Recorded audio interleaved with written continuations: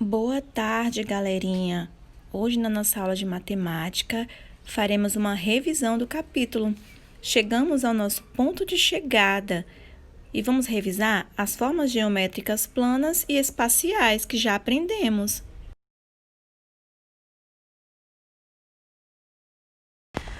As figuras geométricas se dividem em dois grandes grupos, que são esses: as figuras planas, que vocês já conheciam, que fazem parte deles o círculo, quadrado, triângulo, o retângulo, o pentágono, o losango, o hexágono, o trapézio e daí por diante.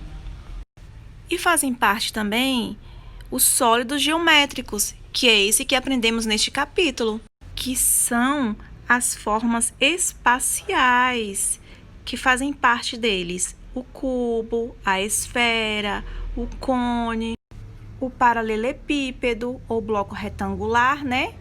E o cilindro.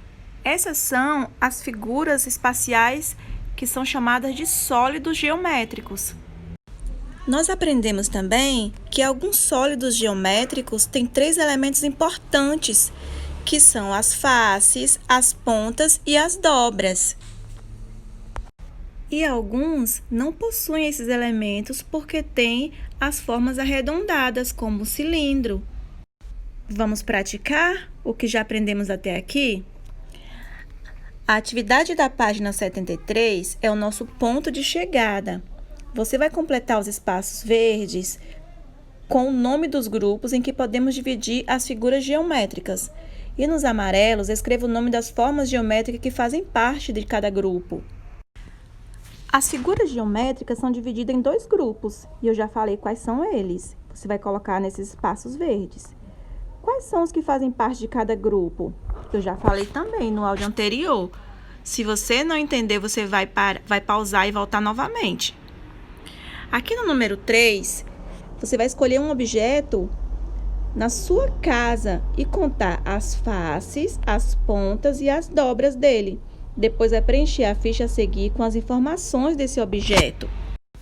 Pode ser um objeto que você tem aí no seu estojo mesmo. Por exemplo, a borracha. É um objeto que tem pontas, tem faces, tem dobras. Então, você vai poder fazer essa atividade. É somente uma sugestão. Você pode escolher o objeto que você quiser, desde que ele tenha faces, pontas e dobras. Página 74. As formas geométricas podem ser organizadas em várias sequências. Nós já aprendemos isso também. Para isso, uma ou mais regras são estabelecidas. Você vai completar o quadro a seguir com as mesmas figuras que estão desenhadas. Mas atenção, uma figura não pode se repetir nem na mesma linha e nem na mesma coluna. Depois de completar o quadro, você pode pintar as figuras.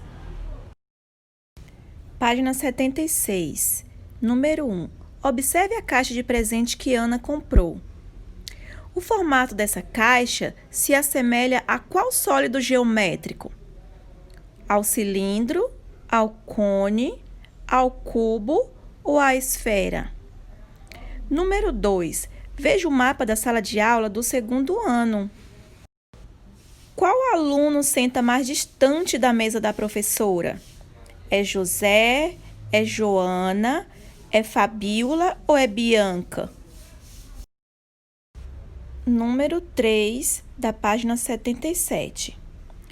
Observe a seguir o quadro que Giovanni comprou para colocar na sala de sua casa.